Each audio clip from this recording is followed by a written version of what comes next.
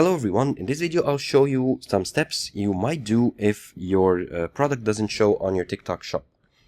So this can be caused by several factors.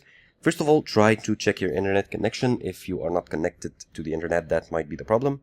Second thing, you can go to your browsers and your browser that you're using and clear the cache and history of the browser. Sometimes it might help to just remove the product and upload it or add it once again.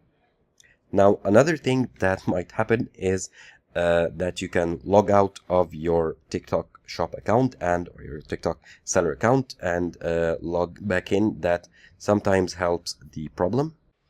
And if it's only the problem with one product, probably, as I told you before, go ahead and remove the product or just refresh the page and add the product once again. And if it's a problem with all the products or multiple products, it could be an issue with the TikTok having some kind of error. So updating your application and clearing your browser's cache and history might solve it.